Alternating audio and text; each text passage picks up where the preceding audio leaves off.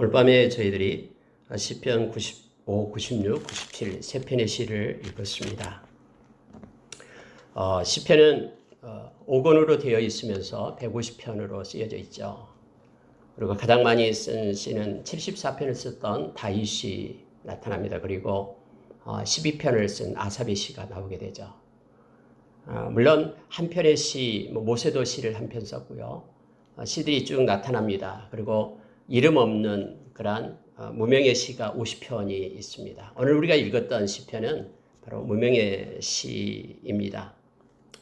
세 편의 시를 읽은데 시편 모두가 다 하나님의 놀랍고 위대하심을 찬양하는 노래입니다.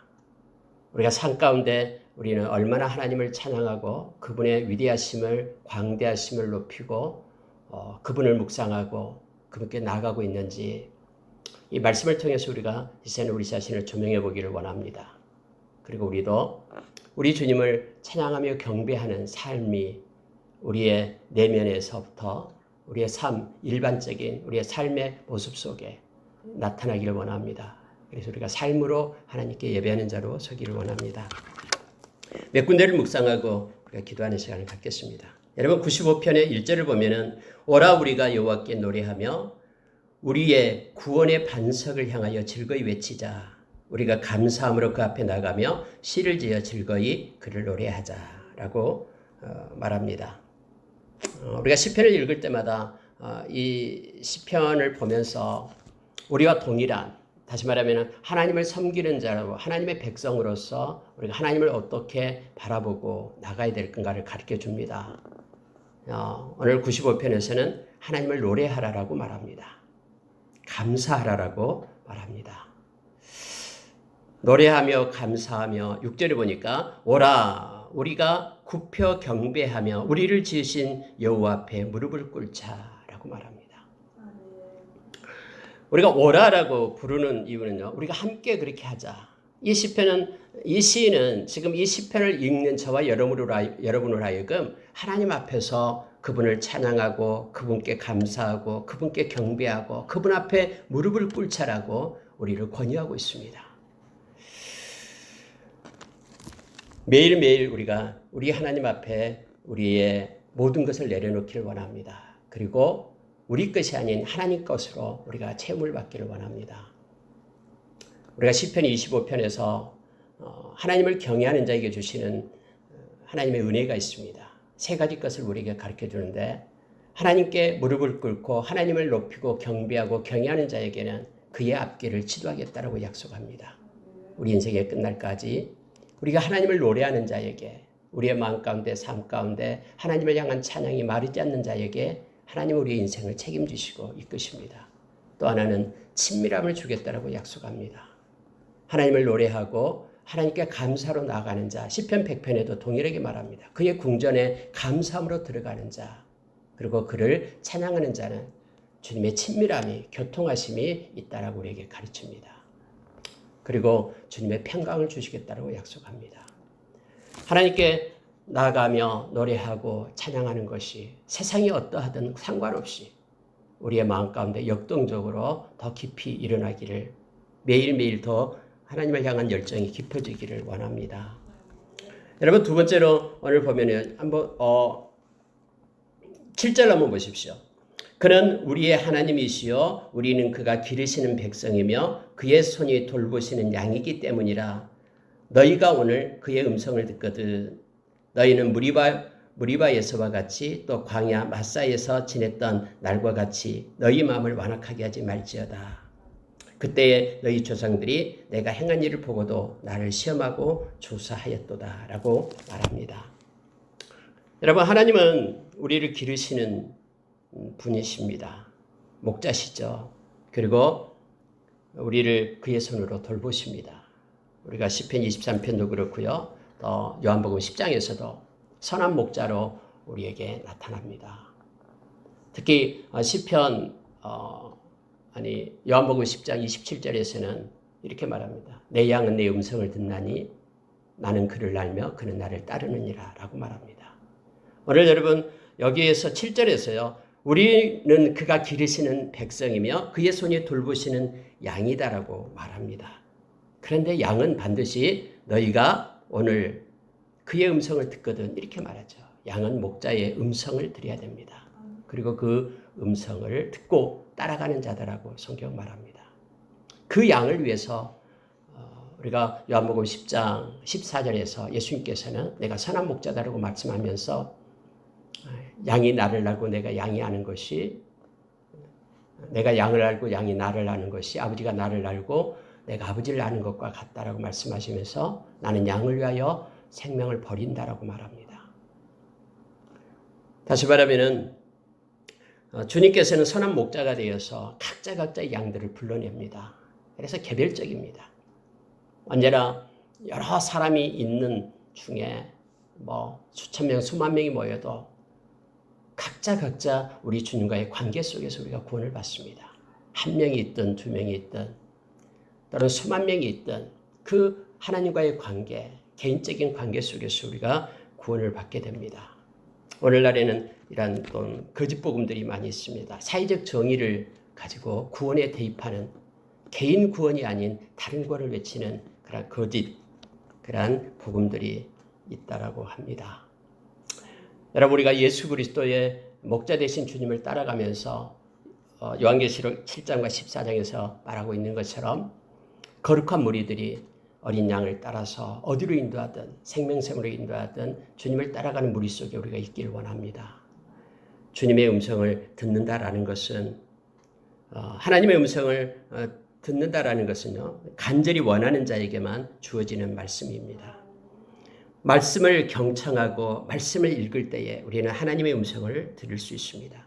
가장 기본적인 방법이 하나님의 말씀을 통해서 우리에게 하나님의 음성을 들려주시는 겁니다. 말씀은 성령님이 쓰셨습니다. 성령님께서 말씀을 깨닫게 하는 그 순간은 성령님께서 하나님께서 우리에게 말씀하고 있는 순간입니다. 그래서 읽은 기록된 말씀을 통해서 우리는 주님의 말씀을 경청하고 주님의 음성을 듣기를 원해야 됩니다. 뿐만 아니라 하나님께서는 여러 가지 방식으로 당신의 말씀을 우리에게 들려주십니다.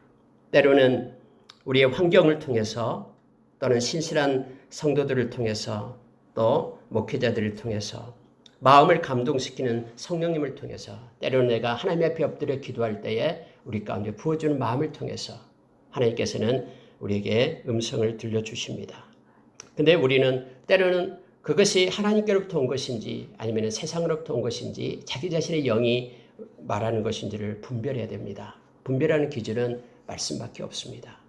캐노님 말씀이 모든 것의 기준이 됩니다.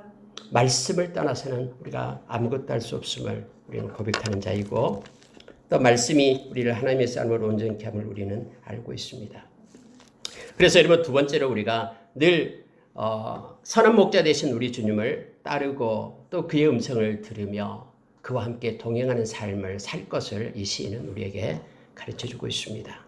오늘 여러분 특히 마음이 완악하게 되면 하나님의 말씀 듣기를 거부합니다. 오늘 성경에서 8절에서 그렇게 말합니다. 너희 마음을 완악하게 하였다. 무리바의 물사건을 부리는 사람이다. 성경에서 그곳에서 성경에서 말할 때에 거기서 나를 시험했다라고 얘기합니다. 여러분 여기서 시험했다라는 뜻은 하나님께서 계시는지 안 계시는지를 마음에 의심했다라는 겁니다. 이게 완악함입니다. 우리가 삶 가운데 어떤 순간에도 우리는 하나님을 절대 신뢰해야 됩니다. 그리고 그분이 행하는 모든 것들은 옳은 것임을 우리는 인정해야 됩니다. 그럴 때만 우리 가운데는 불평과 불만이 없어지고 어떤 순간에도 하나님께 감사하며 나갈 수 있는 힘을 얻게 됩니다. 여러분 10절에 보니까요. 내가 40년 동안 그 세대로 말미암아 근심하여 이르기를 그들은 마음이 미혹된 백성이라 내 길을 알지 못한다 하였도다 라고 말합니다. 이스라엘 백성들은 하나님께서 불기둥 기름기둥으로 인도했고요. 하늘에서 만나가 내렸지만은 그러한 환경 속에 있었지만은 하나님께서 말씀합니다. 그들은 내 길을 알지 못했다. 마음이 완악하여 나를 떠났고 나를 믿지 않았다라고 성경에 기록해주고 있습니다. 고린도전서 10장에 보면은 그 광야에 대해서 말할 때 백성들에 대해서 말할 때 네 가지 것을 말합니다. 그러므로 인하여 그걸 기록하고 너희들은 그를 따르지 말라라고 얘기합니다. 우상 숭배하지 말라라고 먼저 말합니다. 하나님의 자리에 다른 걸 놓는 것은 다 우상입니다. 골로새서 3장에서도 탐욕이 우상임을 우리에게 가르쳐줍니다. 마태복음 6장 24절에서 두 주인을 섬길 수 없다고 말하면서 그것이 곧 하나님 대신에 물질을 섬기는 것을 말하고 있죠. 다 우상이다라고 말합니다. 광야의 백성들이 그랬다라고 말합니다. 두 번째는 음행하지 말라라고 얘기합니다. 세상의 그러한 음행 속에 온전히 우리는 하나님만을 바라보고 하나님만을 사랑하는 자로 우리가 세워져야 됩니다. 특히 영적 간음을 행해서는 안 됩니다. 정절을 지켜야 됩니다. 하나님을 시험하지 말라라고 얘기합니다. 이 시험하지 말라가 바로 여기엔 말씀과 동일합니다. 하나님이 계신지 아니 계신지 의심하면서 하나님을 섬기지 말라라는 겁니다. 그리고 네 번째로 나타나는 것은 원망하지 말라라고 얘기합니다. 감사 없는 삶, 불평하고 원망한다라는 것은 하나님을 신뢰하지 못한다라는 것입니다. 그래서 여러분 오늘 95편에서는 두 가지 것을 우리가 기억하기를 원합니다. 늘 감사로 하나님께 노래하는 자, 하나님의 음성을 듣고 하나님을 따라가는 자, 그리고 마음의 완악함이 없이 하나님과 동행하는 삶을 살 것을 시인은 우리에게 가르쳐줍니다. 96편으로 나아가면은 새 노래로 여호와께 노래하라라고 시작을 합니다. 그러면서 온 땅이여 여호와께 노래할지어다. 여러분 새 노래, 뉴송을 부를 것을 얘기합니다. 새 노래는 새로운 마음이 없이는 새 노래가 나오지 않습니다. 똑같은 노래라도 새로운 마음으로 하나님을 향하여 우리가 찬양하게 될 때 우리에게 새 노래가 됩니다. 하나님은 늘 우리의 마음이 새로워지기를 원합니다. 로마서 12장 2절의 말씀처럼 마음을 새롭게 함으로 변화를 받아 하나님의 선하시고 온전하시고 기뻐하신 뜻을 분별해서 살기를 원합니다. 우리의 마음은 새롭게 될 수 있는 방법은 하나님의 말씀밖에 없습니다. 우리 마음속 깊은 곳까지 들어가는 것은 말씀만이 우리를 새롭게 합니다. 우리가 히브리서 4장 12절에서 우리에게 가르쳐준 말씀이죠. 그래서 여러분 말씀이 우리 가운데 풍성히 거할 때 골로새서 3장 16절에 우리가 지혜를 얻고 또 가르치고 권할 수 있는 그런 열정을 우리가 갖고 마음에 감사가 일어나고 하나님을 신령한 노래로 하나님을 찬양할 수 있는 힘을 얻는다라고 얘기합니다. 이 말은요, 우리의 마음을 새롭게 하는 것은 말씀이고 그 새로워진 것으로 새로운 마음이 하나님을 향한 새 노래로 우리가 나타나기 때문에 그렇습니다. 우리는 매일매일 새로운 노래로 하나님을 찬양하기를 원합니다. 이 시인처럼 말입니다. 그러면서 여러분 시인은요, 무엇을 가지고 찬양하냐면요, 자, 6절에 한번 보십시오. 존귀와 위엄, 능력과 아름다움, 7절에 영광과 권능, 이걸 가지고 하나님께 이렇게 높이며 찬양을 한 것입니다. 하나님만을 묵상해도 모든 문제가 해결됩니다. 기도할 때마다 여러분 하나님을 한번 묵상해 보십시오. 그러면은 나에게 주어진 여러 가지 문제들, 그런 것들이 다 풀려지게 됩니다. 아무것도 아닌 것으로 여겨집니다. 놀라우신 하나님, 창조주 하나님을 바라보게 될 때, 우리의 인생의 길이를 정하신 그분을 바라보게 될 때 영화로운 보좌를 생각하고요, 처음부터 높은 곳에 계신 존귀하신 그 하나님, 그리고 우리의 예배의 성소가 되시고 우리의 소망이 되시며 우리의 찬양이 되시고 생수의 근원이 되신 그분을 바라보게 될 때 그분은 우리를 얼마나 사랑하신지 우리가 깨닫게 됩니다. 십자가의 은혜 가운데 우리가 들어가기 때문에 이 지금 시인은 무명의 시인입니다마는 이 하나님을 생각하면서 매일매일 새 노래로 하나님을 찬양할 것을 우리에게 요청해 주고 있는 것입니다. 하나님의 아름다움을 우리가 어떻게 찬양할 수 있습니까? 그분을 생각하게 되면, 십자가를 생각하면 너무너무나 하나님의 그 아름다움을 우리가 알게 됩니다. 우리가 로마서 5장에서 보면은 우리가 이미 연약할 때에, 그리고 경건하지 않을 때에, 죄인 되었을 때에, 그리고 하나님의 원수 되었을 때에 하나님 우리를 사랑했다고 얘기합니다. 이것이 아름다움이에요. 그 당신의 아들을 십자가에 놓음으로 인하여 우리를 향한 하나님의 사랑을 확증시켜줬다. 이 확증이라는 단어는요, 시연을 했다라는 것입니다. 내가 이렇게 너희를 사랑한다라는 것을 마치 어떤 제품을 참에 시연을 하듯이 그렇게 하면서 내가 이렇게 사랑하기 때문에 끝까지 너를 사랑한다라는 것을 우리에게 가르쳐주고 있는 거예요. 그 하나님의 아름다움을 이 시인처럼 우리는 찬양할 수가 있습니다. 영광과 권능을 찬양하게 됩니다. 특히 여러분 9절에 보면은요. 아름답고 거룩한 것으로 여호와께 예배할지어다. 온 땅이야 그 앞에 떨지어다. 그 존귀하고 높으신 하나님 앞에 우리는 떨면서 예배하며 설 수밖에 없습니다. 그 하나님을 묵상하면서 새 노래로 매일매일 찬양하며 나가기를 원합니다. 하나님을 향한 사랑의 깊이가 더해지기를 원합니다. 여러분 97편으로 가겠습니다. 97편 1절에 보면은 이제는 통치하시는 하나님에 대해서 시인은 말합니다. 여호와께서 다스리시나니 땅은 즐거워하며 허다한 섬은 기뻐할지어다. 하나님의 통치하시는 하나님. 여러분 이사야서 9장 6절에 보면은 예수 그리스도에 대해서 이사야 선지자는 그렇게 예언하고 있습니다. 예수님께서는 어깨에 정사를 메었다라고 말합니다. 정사를 메었다라는 것은 통치하신다라는 것입니다. 그분은 지금도 살아계셔서 통치하십니다. 통치하신 하나님을 우리 주님을 우리가 바라보고 그분께 또 감사를 드립니다. 그리고 예수님을 한번 묵상해 보시기 바랍니다. 특히 요한복음에 있는 예수님을 묵상하게 될 때 에고예임이 나는 이렇다라고 말씀하신 그 예수님 직접 말씀합니다. 나는 이렇다. 요한복음 6장 35절에서 나는 생명의 떡이다. 그래서 내게 오는 자는 결코 줄이지 않고 나를 믿는 자는 영원히 목마르지 않을 것이다. 요한복음 8장 12절에서 나는 세상의 빛이다. 나를 따르는 자는 어둠에 거하지 않는다. 라고 말합니다. 그래서 저와 여러분은 절대로 어둠에 거하지 않습니다. 생명의 빛을 얻게 될 것이다. 라고 우리에게 가르쳐주죠. 그러면서 저와 여러분은 이제 빛의 자녀가 되어서 에베소서 5장 8절의 말씀처럼 모든 착함과 의로움과 진실함의 열매를 우리가 맺게 됨을 알게 합니다. 예수님은 양의 문이고요. 예수님은 선한 목자고 예수님은 부활이고 생명이고 예수님은 길이요 진리요 생명이고 예수님은 포도나무고 모두가 다 예수님이 나는 이렇다라고 말씀하신 것입니다. 통치하시는 주님, 그 주님을 우리가 기억할 때 우리의 삶 가운데 개입하셔서 작은 것까지 다 주님은 지금 맡기기만 하면은 주님은 통치하시고 이루시는 그 하나님이심을 우리가 기억합니다. 여러분 97편은 이렇게 다스리시는 통치하시는 하나님에 대해서 우리에게 말해주고 있습니다. 통치하시되요.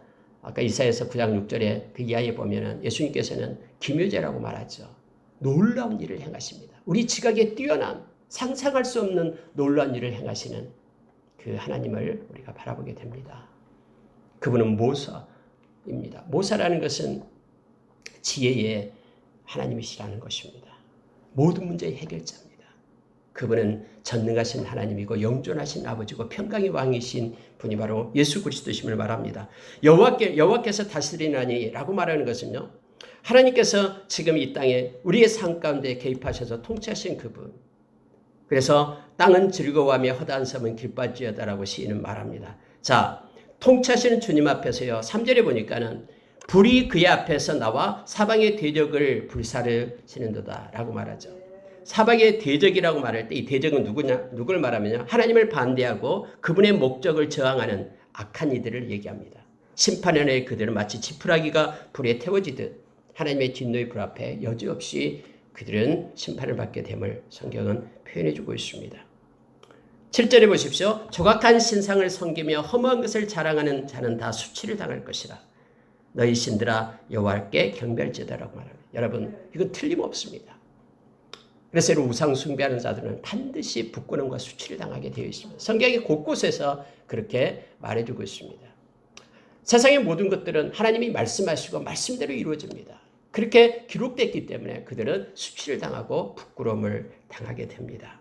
그러나 시온이 주의 심판을 듣고 기뻐하며 유다의 딸들이 즐거워하였나이다 라고 표현하고 있죠. 시온은 하나님의 임재를 말하고 있죠. 하나님의 백성들에게는 기쁨과 즐거움이 있음을 우리에게 가르쳐 줍니다. 여러분 마지막으로요. 10절에서 11절 2절 보고 마치겠습니다. 여호와를 사랑하는 너희여 라고 말합니다. 악을 미워하라. 그가 그의 성도의 영혼을 보존하사 악인의 손에서 건지시느니라. 여러분 하나님을 사랑하는 우리는 악을 미워해야 됩니다. 우리가 잘 아는 말씀 중에 하나가 전도서에서 우리 가르쳐 전도서 11장에 보면은요. 해 아래에서는 헛된 삶이다라고 말하죠. 그래서 해 아래 사는 사람들이 의미 있는 삶을 가지려면은 해 위에 있는 하나님과 연결을 돼야 됩니다. 그래서 하나님을 경외하는 자만이 해 아래에서 의미 있는 참된 삶을 살아갈 수 있다라고 말하는데요. 근데 하나님을 경외하는 삶을 나타내게 될 때 그 중에 하나가 바로 전도서 11장에 나타나는 게 뭐냐면은 악과 근심과 악을 버리는 자를 얘기합니다. 하나님이 너무나 악과 이 죄를 싫어하기 때문에 하나님을 경외하는 자는 당연히 이것을 미워하고 버려야 됨을 말해주고 있습니다. 그럼 하나님을 우리가 믿고 섬긴다라는 것은요, 근심과 두려움을 버리는 거예요. 바뀌는 거죠. 하나님을 의지하는 자는 하나님이 주신 믿음을 가지고 살아가기 때문에요. 믿음이 있는 곳에는 근심과 염려가 없어집니다. 여기서도 여러분, 하나님을 사랑하는 자는 당연히 악을 미워해야 됩니다. 타협하지 말아야 되고요. 하나님께서는 성도의 영혼을 보존해 줍니다. 악인의 손으로부터 우리를 건지시겠다고 약속합니다. 우리가 히브리서 13장 5절에서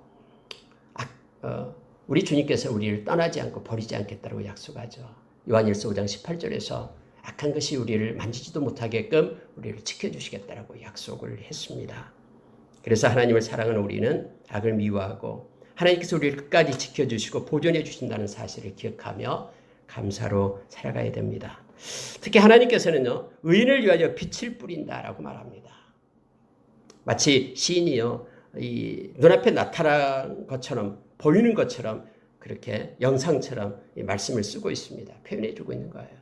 의인에게 하나님은 빛을 뿌려주고요, 마음이 정직한 자에게 기쁨을 뿌린다라고 말합니다. 하나님의 마음이 정직한 자를 너무너무나 사랑하시죠. 그리고 하나님의 기쁨을 가지고 살게끔 합니다. 그래서 우리가 이 땅에 예수를 믿고 산다라는 것은, 즉 코람데와 하나님 앞에 있다라는 것은 우리가 두 가지 것을 향하는 것입니다. 정직하게 사는 것입니다. 이것은 내가 신앙의 고백입니다. 하나님은 살아계십니다. 그래서 살아계신 하나님 앞에 있기 때문에 내가 정직함으로 하나님 앞에 섭니다.